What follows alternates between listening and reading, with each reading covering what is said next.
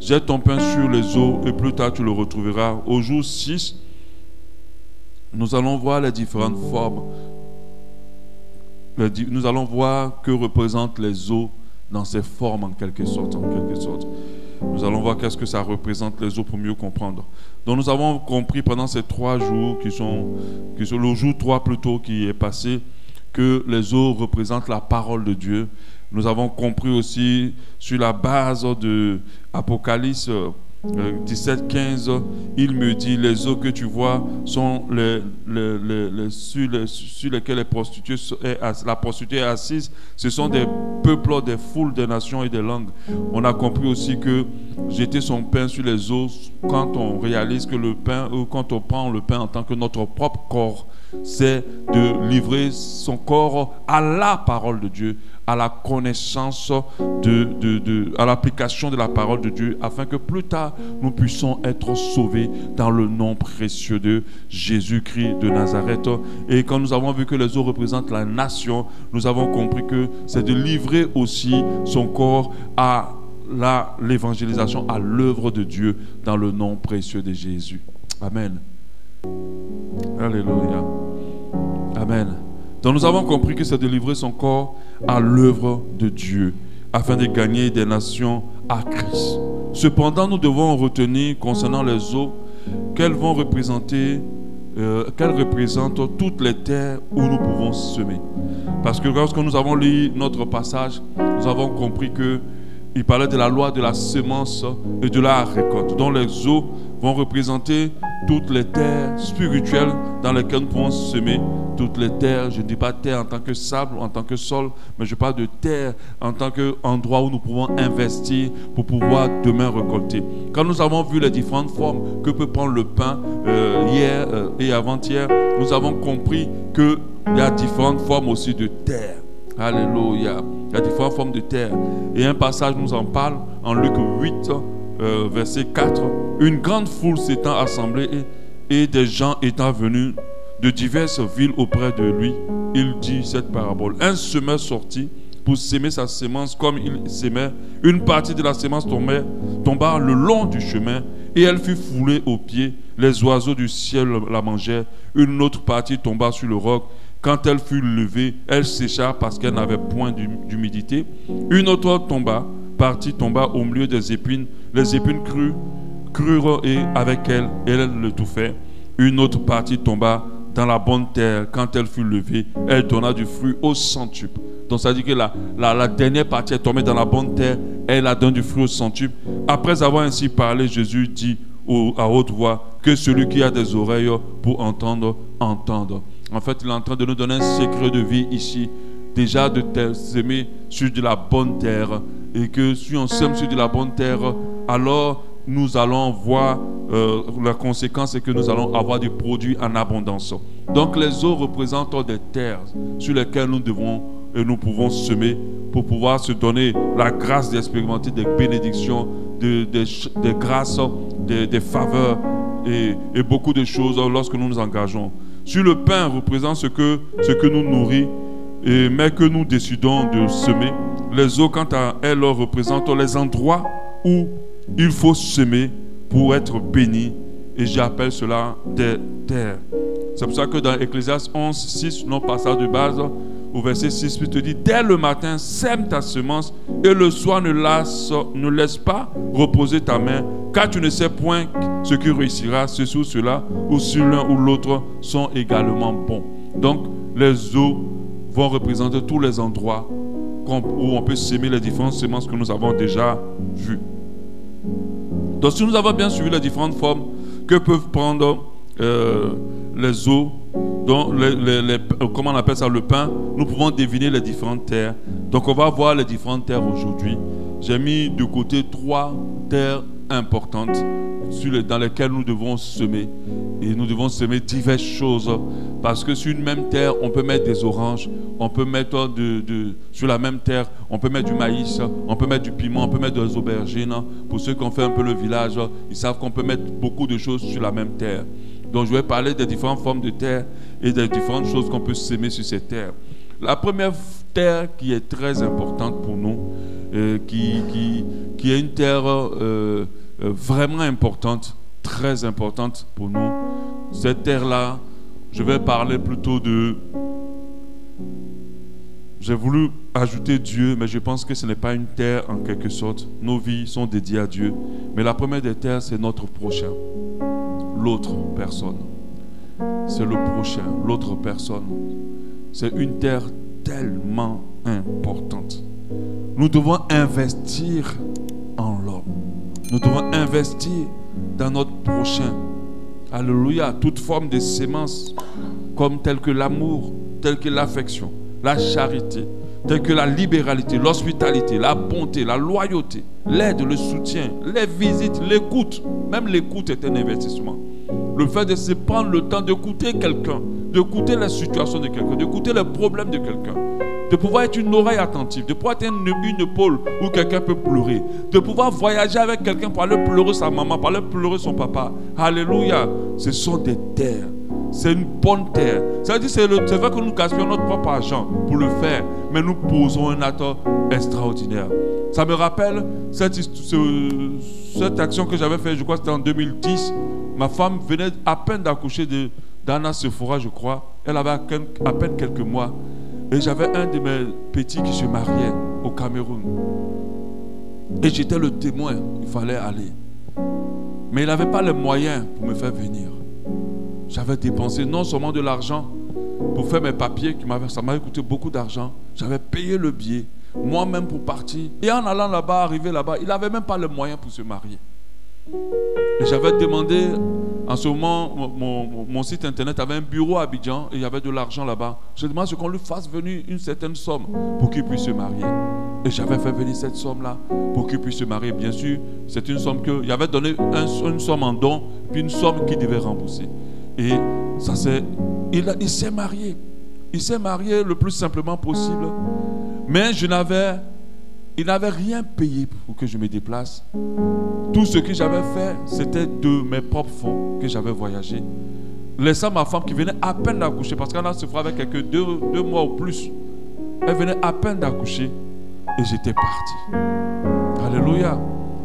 Et après, des années après, ce fils-là, en griffe, est devenu quelqu'un. Il vit aujourd'hui en France. Il est marié. Quand je suis parti en France pour la première fois, je crois que c'était en 2018. Je crois que c'est la première fois, la deuxième fois. Non, la première fois. Quand il a su que j'étais là, il m'a dit, il faut que tu passes chez moi. Et quand je pars chez lui, il n'avait pas encore d'enfant. Après 9 ans pratiquement de mariage. Ils sont mariés en 2000, après 8 ans pratiquement de mariage, 8 ou 9 ans. Ils sont mariés en 2010. Et quand je pars, je me rends compte qu'il y a un besoin d'enfants. Et Dieu me permet de prier pour eux, de leur parler. Mais quand il me fait venir chez lui à la maison, il me prend et me dit, allons-y, on sort. Il m'emmène dans les magasins, il dit, prends tout ce que tu veux. Prends tout ce que tu veux, je paye. Ça, là, il n'avait pas eu besoin de me dire ça 2 fois. En tout cas, j'ai pris. Alléluia. J'ai bien pris. Amen. Et la deuxième fois, quand je reviens, Dieu me révèle pour son enfantement et je lui donne les recommandations du Seigneur. Et sa femme tombe enceinte, elle accouche. Après 8 ans de mariage. Je vois le songe où elle accouche et je lui dis, il dit, voilà ce que Dieu me dit. Dis à ta femme d'arrêter ça. Et elle aura un enfant. Et c'est comme ça qu'elle tombe enceinte, elle accouche. La deuxième fois, c'est eux-mêmes qui me font venir. C'est vrai qu'on avait payé le billet, mais ceux qui m'ont reçu chez eux.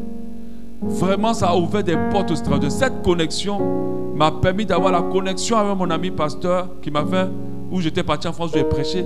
Et ça m'a ouvert la porte sur l'église où on est parti à Abidjan. Vous imaginez?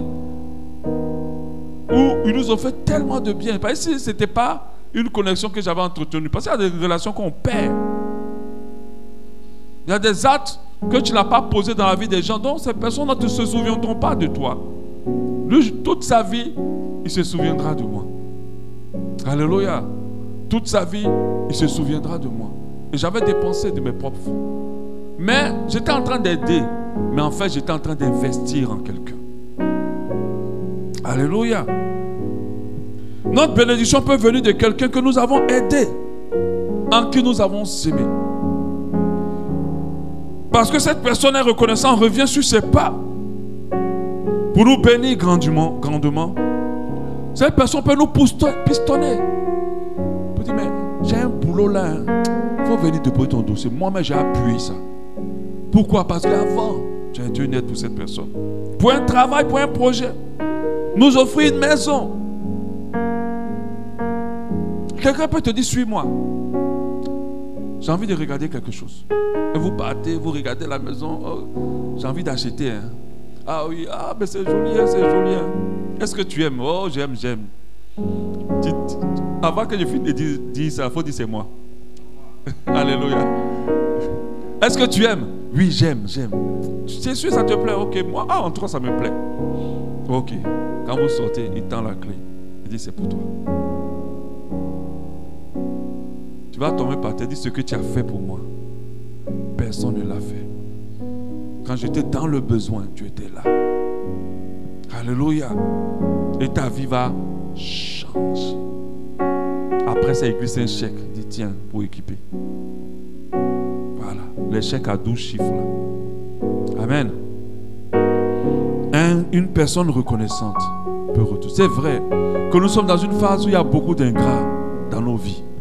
Mais tous ne sont pas ingrats. Amen. Tous ne sont pas ingrats. Ne nous basons pas sur l'ingratitude des gens pour arrêter d'investir dans les gens.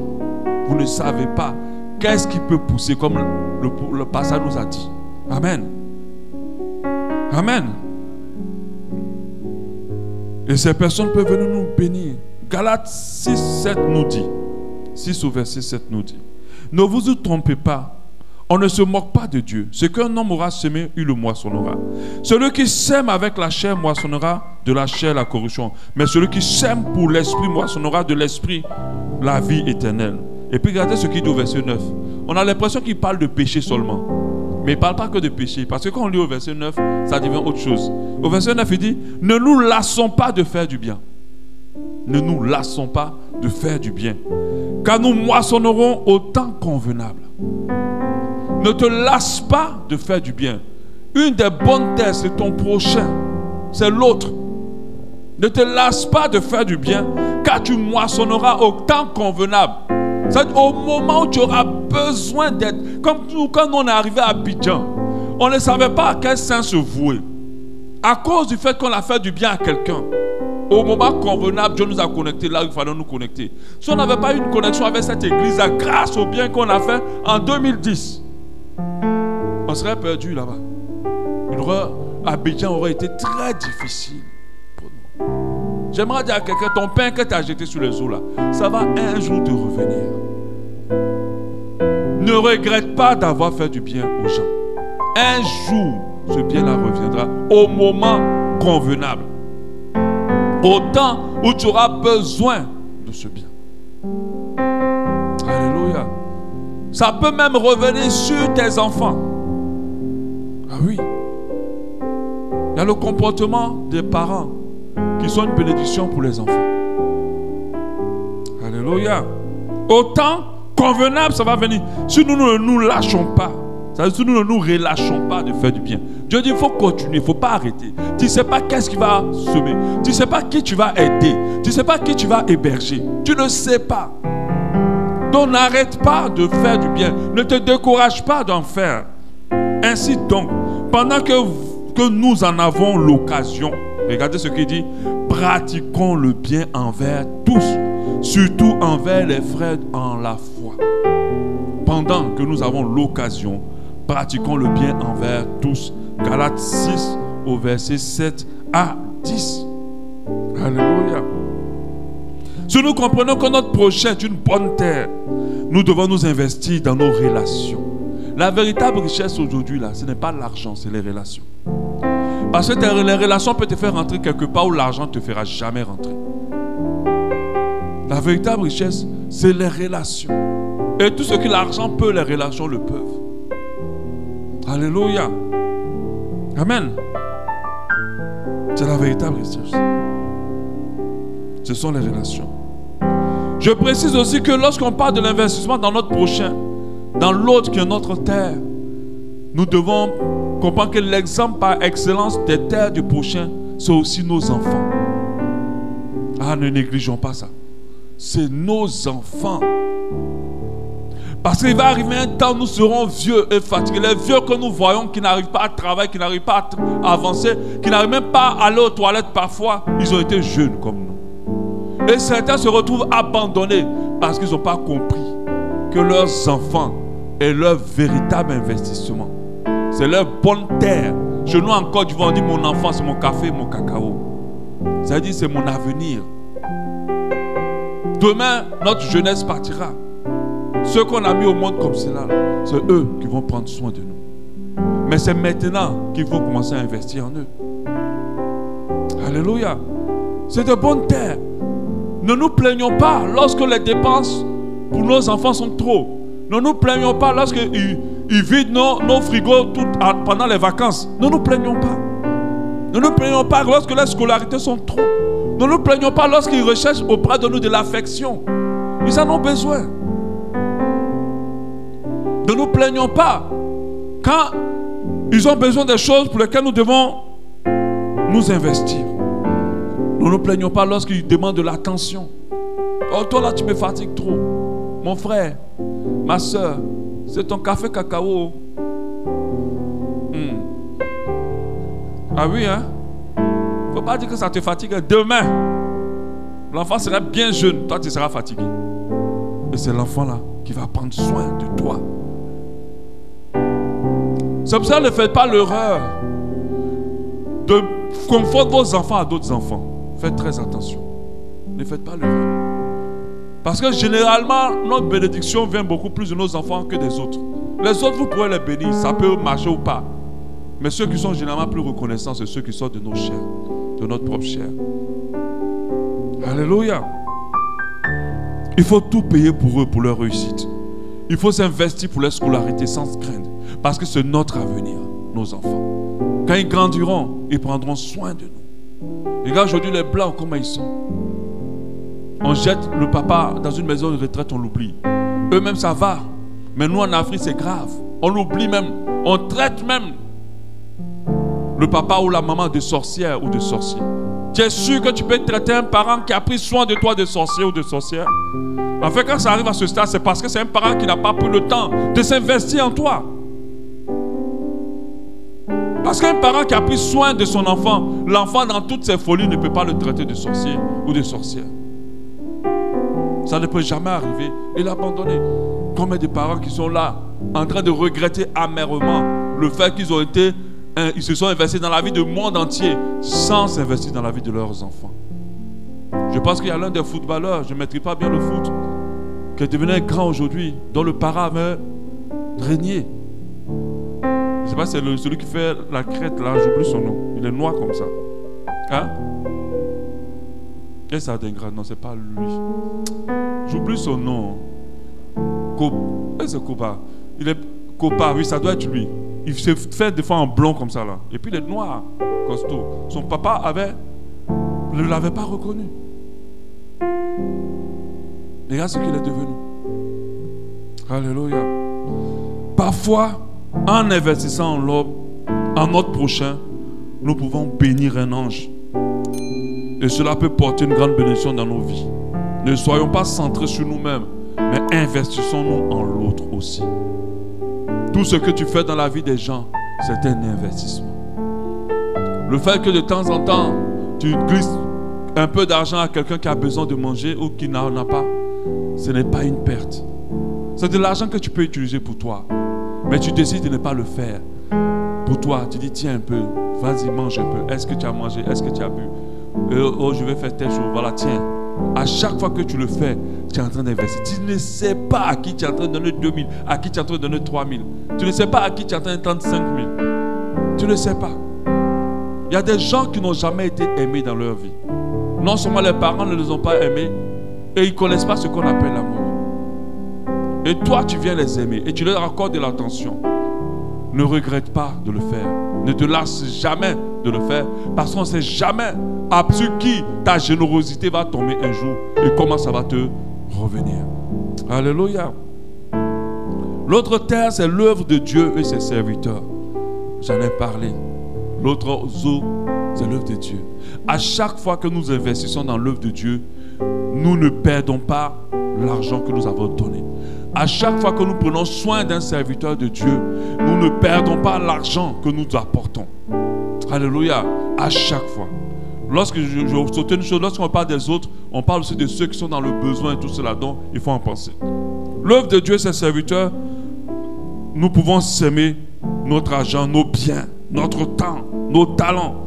Les autres représentent aussi cette terre, car à chaque fois que nous donnons à l'œuvre de Dieu, comme je l'ai dit, à chaque fois que nous soutenons un serviteur de Dieu dans le besoin, de manière libérale, sans contrainte, sans pression et surtout avec joie. C'est-à-dire que ce n'est pas l'argent qu'on t'a forcé à donner, ce n'est pas l'argent qu'on t'a imposé à donner, ce n'est pas l'argent qu'on t'a manipulé à donner. Je parle de l'argent qui vient de ton cœur, du soutien qui vient de ton cœur, qui vient de ta libéralité. À chaque fois que tu le fais, alors tu sèmes dans une très bonne terre et cela va te revenir au centuple. Tu vas récolter la réussite, le succès. Tu vas récolter la richesse, l'abondance. Alléluia. Regardez ce que 2 Corinthiens 9, 6 nous dit. Sachez-le. 2 Corinthiens 9, 6. Sachez-le, celui qui sème peu moissonne peu. Celui qui sème abondamment moissonnera abondamment.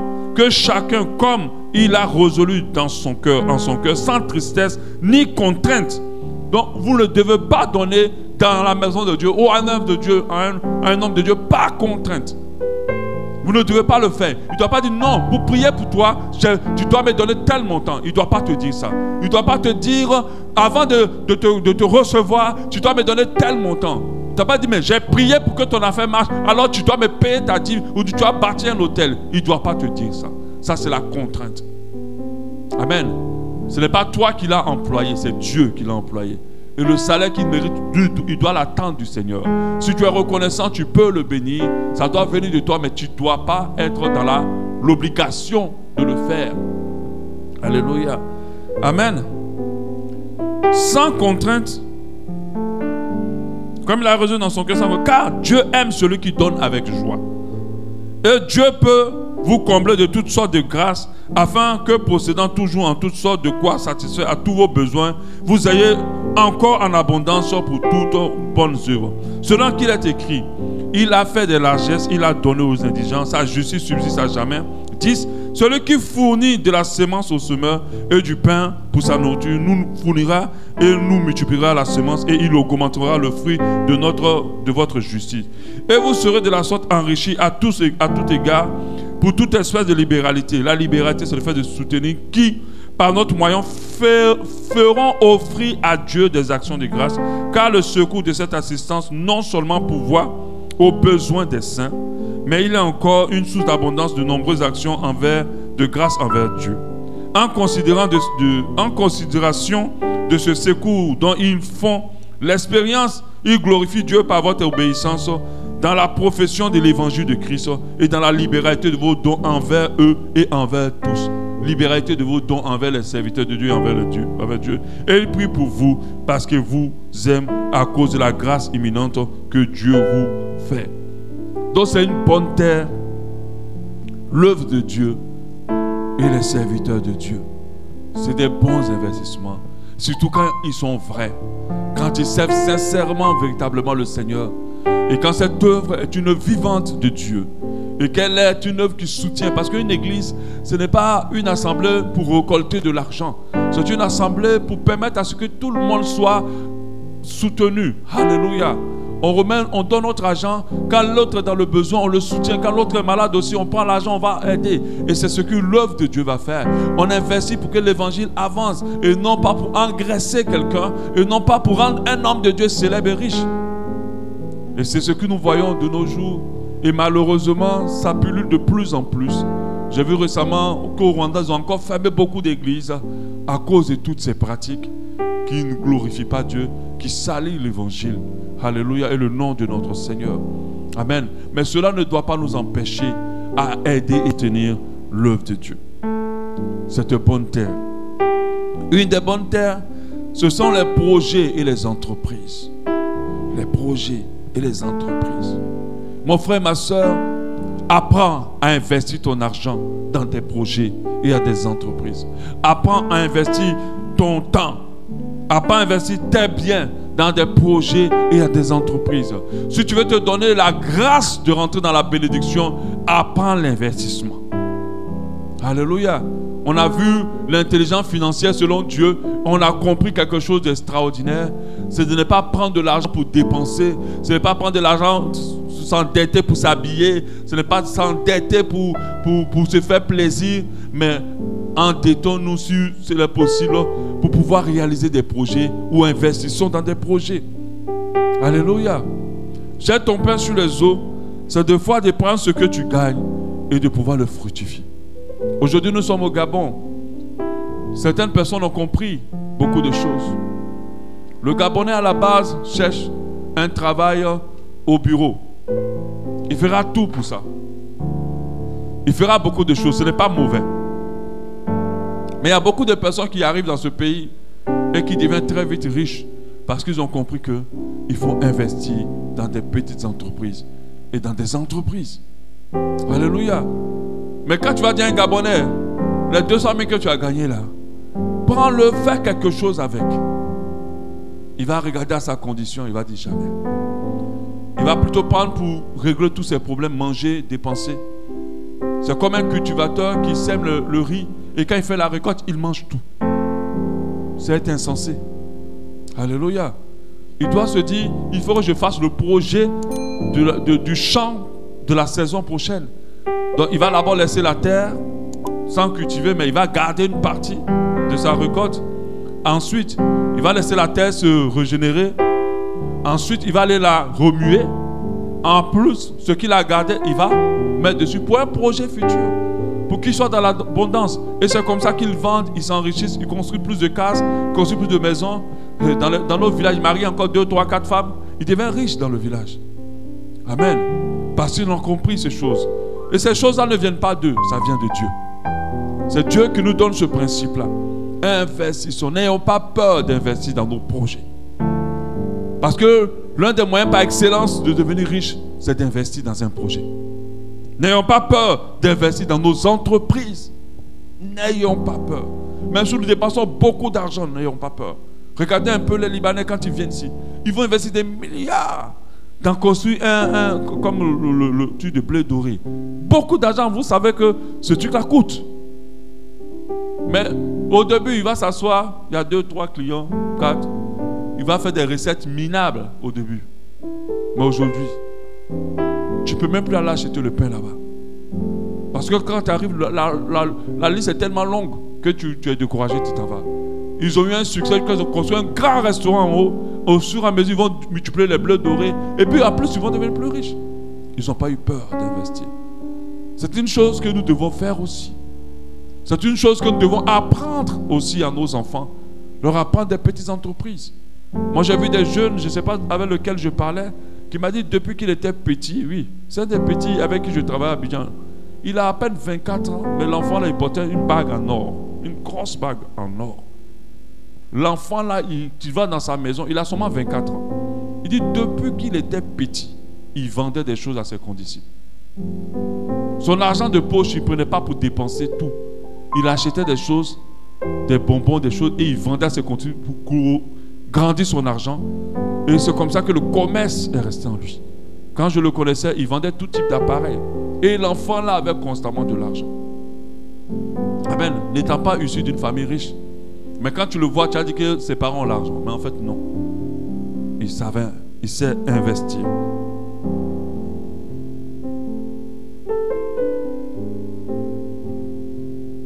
Amen.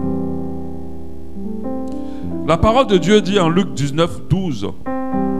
Un homme de haute naissance en alla dans un pays lointain pour se faire investir de l'autorité royale et revenir ensuite. Il appela 10 de ses serviteurs et leur donna 10 mines. Mines, c'est de l'argent. Et leur dit, faites-les valoir jusqu'à ce que je revienne. Faites-les valoir, ça dit investissez cet argent et que ça vous produise plus d'argent. Quand je reviens, vous devez avoir plus. C'est en cela que celui qui n'a pas pu fructifier, qui a gardé le 1, il a été condamné. Alléluia. Les mines, c'est de l'argent. Et c'est important pour nous de pouvoir investir dans nos projets, dans nos entreprises. Quand on parle de projet, on parle aussi de ministère. Quand ma femme et moi, on commençait, On a investi c'était notre salon dans lequel on priait, pas parce qu'on voulait tellement faire l'œuvre de Dieu. Non, vraiment l'œuvre de Dieu, ce n'était pas dans notre programme. Parce que Dieu nous avait appelés à cela. Mais on était prêts à faire des sacrifices. Quand on parle d'investissement, on parle de sacrifice. Alléluia. On a pris notre salon, on a donné nos chaises. Il y a des chaises même qui sont peut-être encore présentes. C'était le premier chaise que nous-mêmes on a acheté. Avec nos propres argent. On a tout mis dedans. Aujourd'hui, cette œuvre, c'est vrai. Elle ne nous a pas donné ce que, on va dire, des milliards. Mais c'est vraiment cette œuvre nous a énormément aidé. Alléluia. Énormément aidé. Ça nous a ouvert des portes qu'on n'aurait pas imaginées. Mais nous donnons, nous nous sacrifions. Pas dans l'intention peut-être de tout ça. Mais Dieu ne garde jamais le crédit de quelqu'un.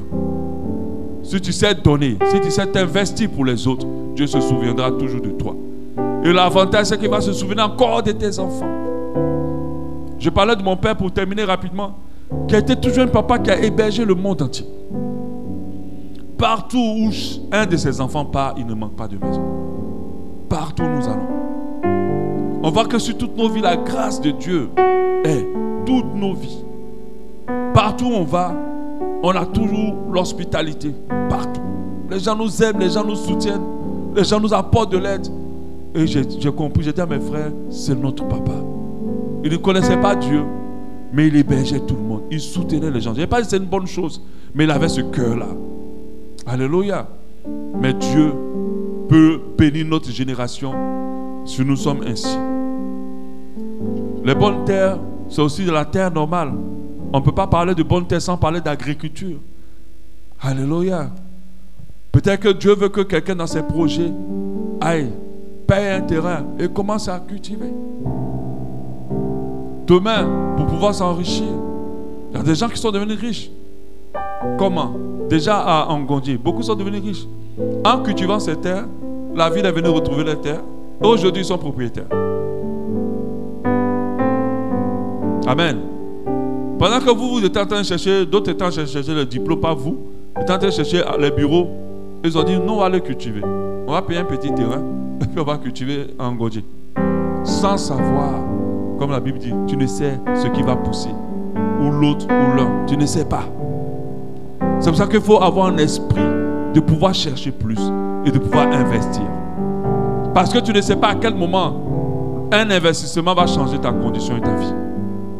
Alléluia. Donc voici les différentes formes de terre.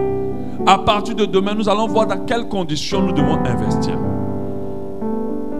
Quelles conditions? Ce passage nous donne quelques conditions. Mais si nous n'appliquons pas ces conditions-là, nous pouvons être très hésitants. Il y a des gens qui sont hésitants, qui n'investissent rien, qui sont blessés par la vie, qui n'investissent en personne, qui, par rapport à leurs enfants, qui ne s'engagent pas vraiment. Ils sont dans d'autres choses parce qu'ils ne comprennent pas beaucoup de choses. Et nous allons essayer de comprendre. Les autres, nous avons compris. Il y en a tellement. Dieu veut que nous apprenions à donner. Dieu veut que nous apprenions à investir. Investir, c'est donner. Donner quelque chose qui nous est utile encore, mais nous décidons de l'investir et de le donner pour pouvoir nous donner la grâce de pouvoir fructifier nos biens. Mais comprenons que l'un des meilleurs investissements, ce sont les autres.